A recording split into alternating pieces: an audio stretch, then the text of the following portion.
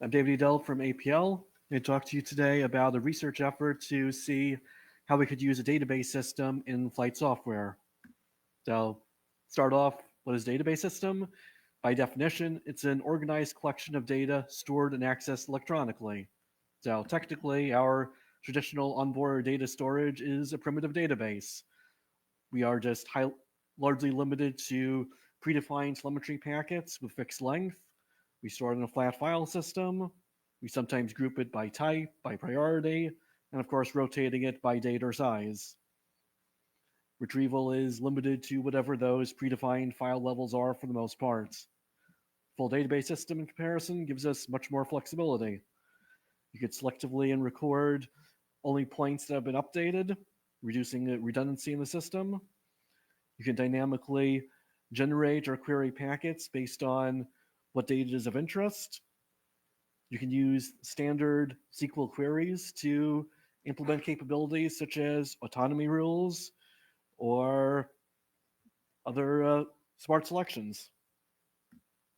So, can we actually run a database in flight software? There are a lot of databases out there in all scales of operation, but only a handful of them can actually meet the performance requirements to run on an embedded system. Time series databases sound very promising, and there are a few of them in development that look to be targeted towards our types of processors, but at least when I was looking at it last year, none of them actually seem to be viable alternatives. Relational databases like Berkeley DB have been around for a long time, but it's not actively maintained. So that leaves us with the only real option, SQLite. sqlite3 is one of the most widely used and tested software libraries in the world. It's used in practically everything. It's designed for usage in resource constrained environments. It can scale to any means, and it is very reliable. It is fully open source, and found this particularly interesting. It is actually the only database system recognized by the Library of Congress as suitable for long term archival storage. Given what we do in space, that seems quite important. It's also a portable format.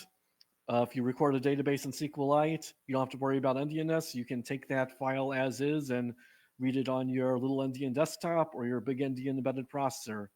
So that's quite convenient for development.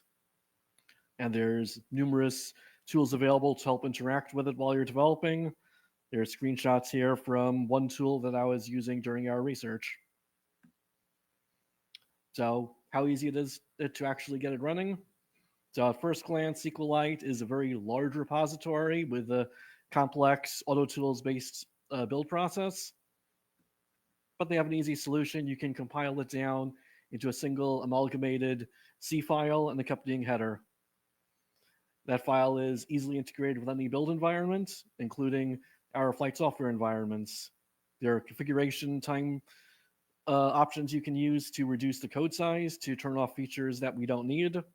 For first development, that wasn't quite useful. For a real-time operating system, it has a lot of capabilities and options. The only thing that was needed to change in order to actually build and run on VxWorks is by default, it does depend on POSIX semaphores. It uses that for being thread safe. While you could turn that off, it's far more useful to use that capability, and that just required turning on the one option in our VxWorks 6.9 kernel that we use. Databases in SQLite are always stored to files. Generally, it's one database file per database. If you turn on journaling, that might add a temporary second file. So, our prototypes. Prototype platform is VxWorks 6.9 on MCP 750. Based the system off of the Dragonfly integrated test platform. That's a variation of our common flight software system that we are running on the half-scale copter you can see pictured here.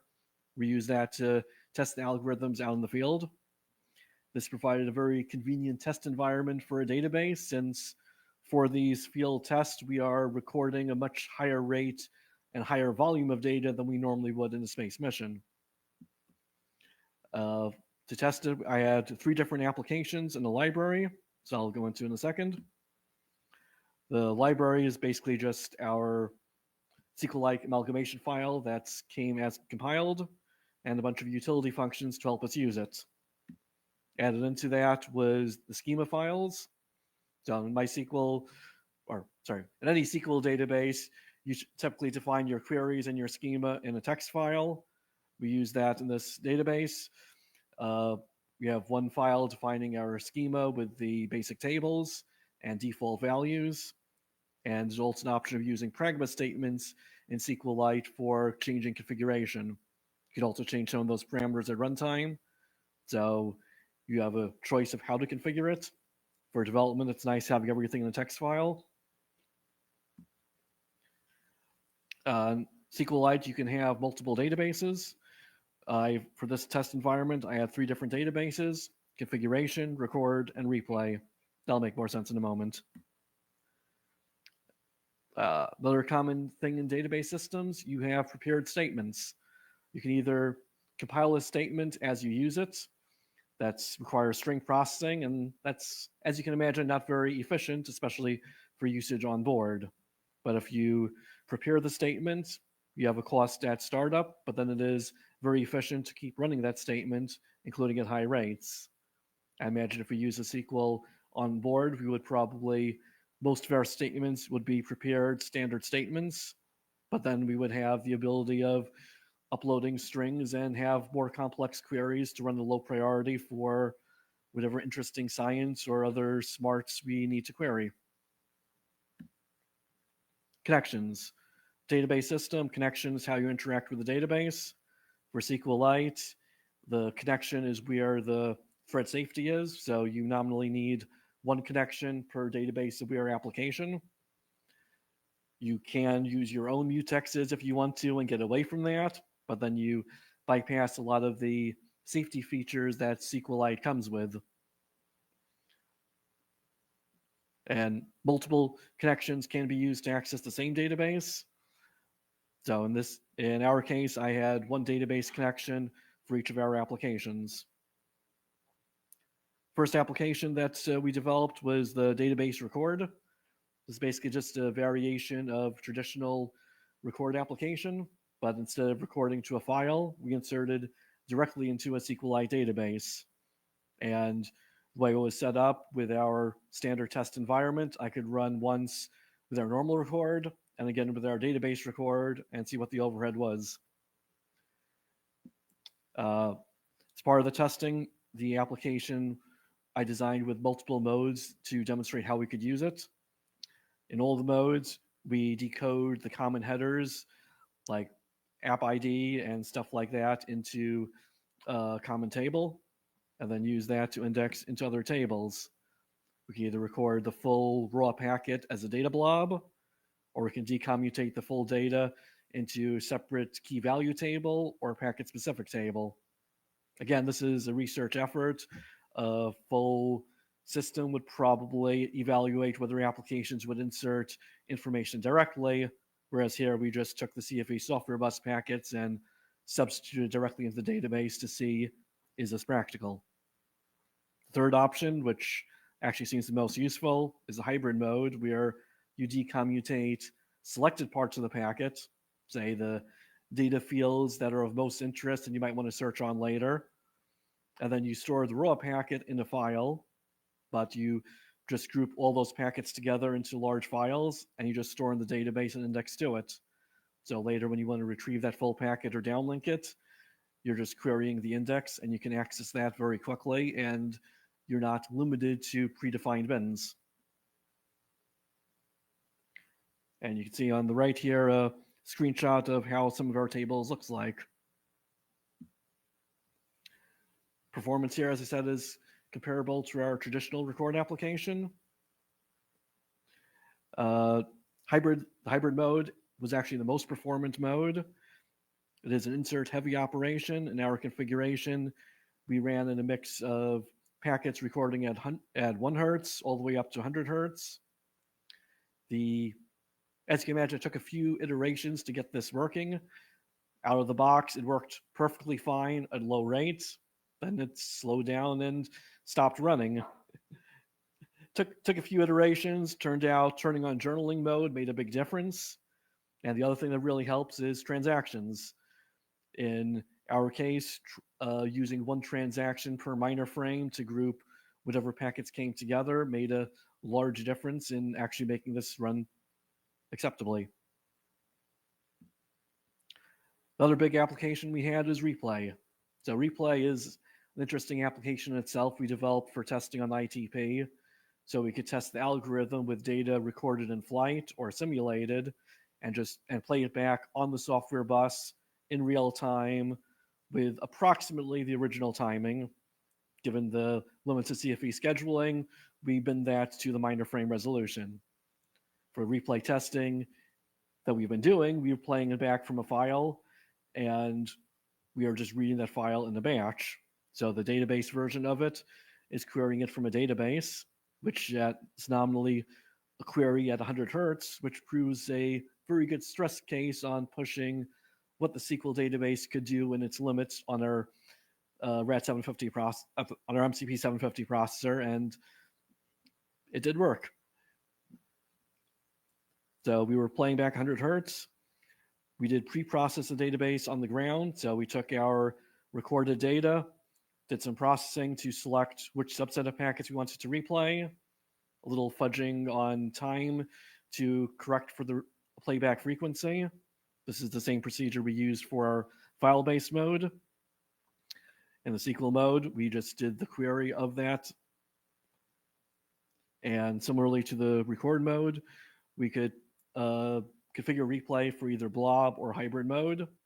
Interestingly, the performance was pretty comparable for replay between those two modes.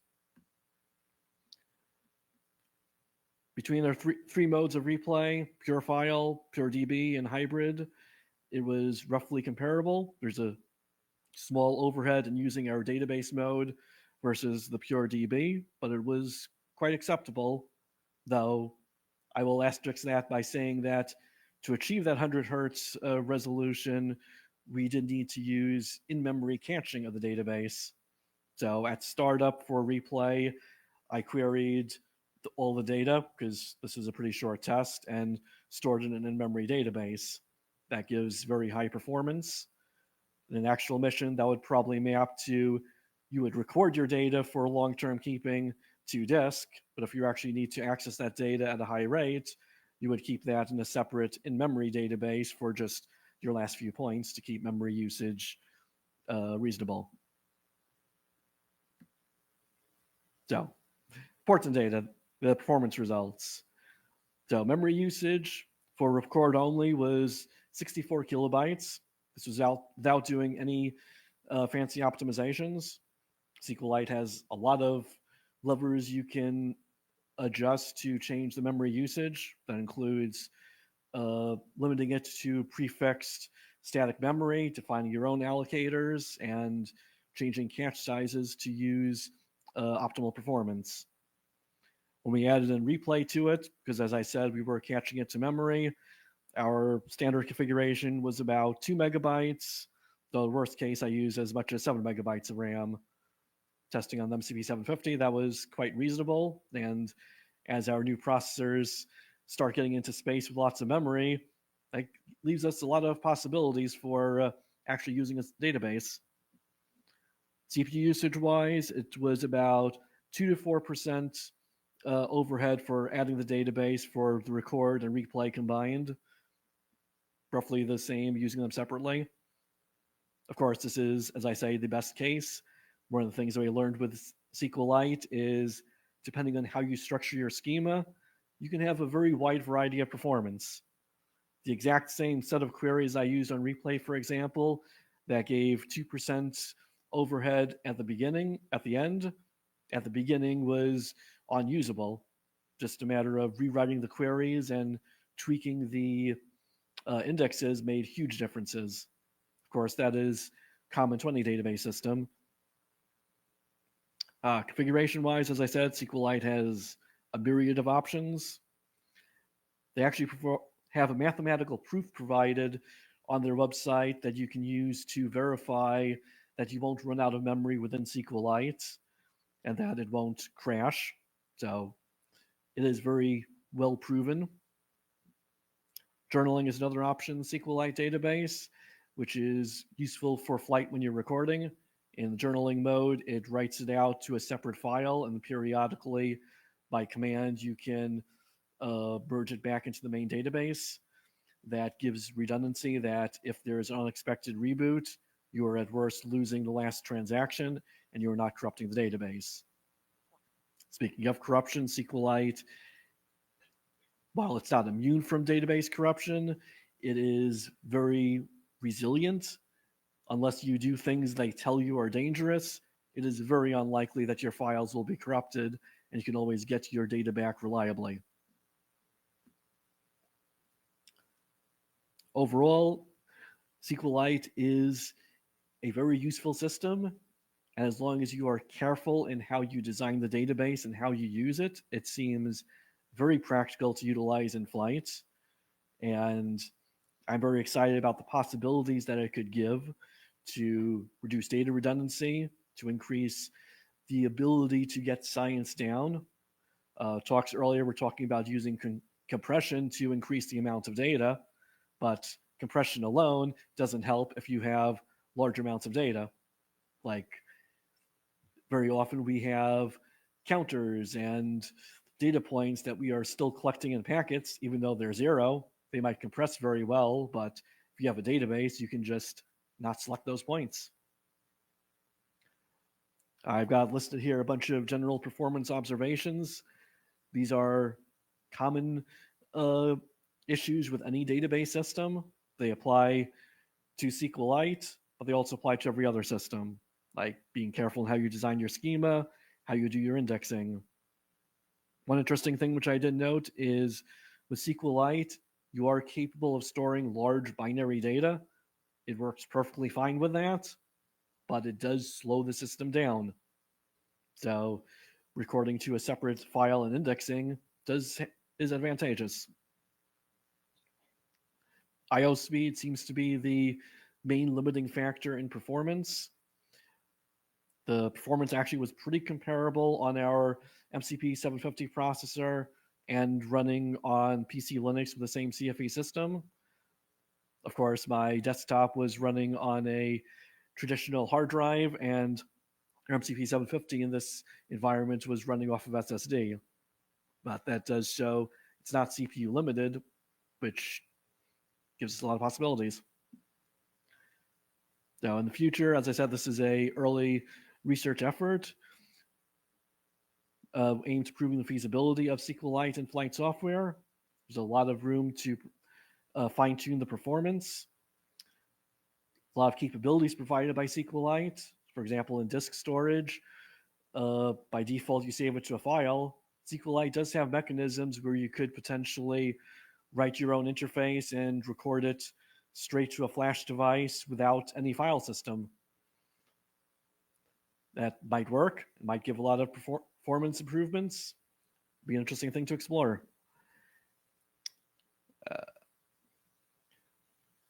Other possibilities for the future include integration with CFE, like CFE table services and other capabilities could potentially leverage table services. We didn't explore that. It's just a thought experiment. SQL triggers. So if you're familiar with SQL databases, triggers is a way that within the database engine, you insert a data, and based on the rule, it'll execute some behavior. In SQLite, you define a function. That seems exactly what our autonomy engines do. Imagine what we could do with an autonomy engine based on SQL standards with full access to a large data. We did not actually explore what the ground system integration would look like with a SQL database. I would imagine you could either select packets and build them into traditional bundles like we normally do, or you could take your entire database, insert into a new database file, and downlink that. There are a lot of possibilities here. So I went through that pretty quickly. I hope that was useful. And